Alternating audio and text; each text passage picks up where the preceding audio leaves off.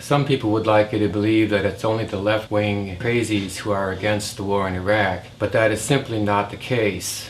In recent months, a number of retired generals, including those who commanded our forces in Iraq, have come out and said, "This is a mess."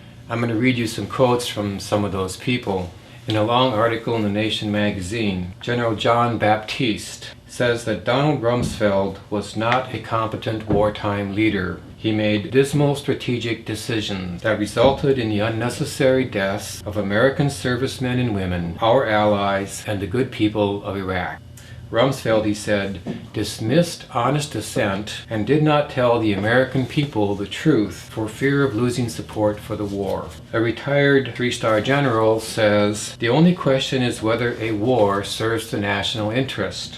Iraq does not."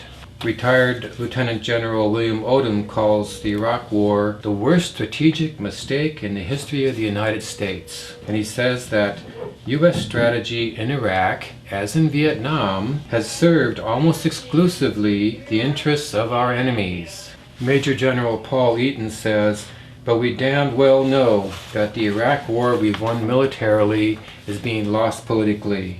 Marine Lieutenant General Gregory Newbold wrote, "I retired from the military 4 months before the March 2003 invasion, in part because of my opposition to those who had used the 9/11 tragedy to hijack our security policy."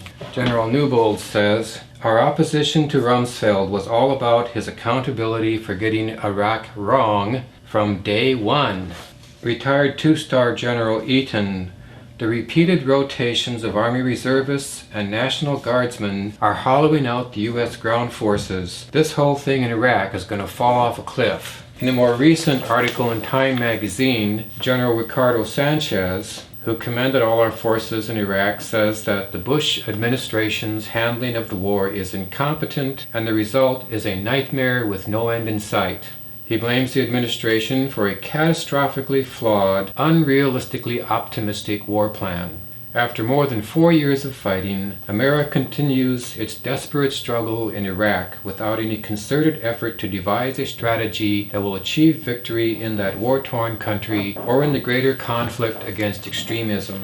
Goes on to say that there has been a glaring and unfortunate display of incompetent strategic leadership within our national leaders. He says continued manipulations and adjustments to our military strategy will not achieve victory.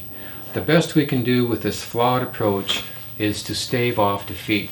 The administration, the Congress, and the entire interagency, especially the State Department, must shoulder responsibility for the catastrophic failure, and the American people must hold them accountable.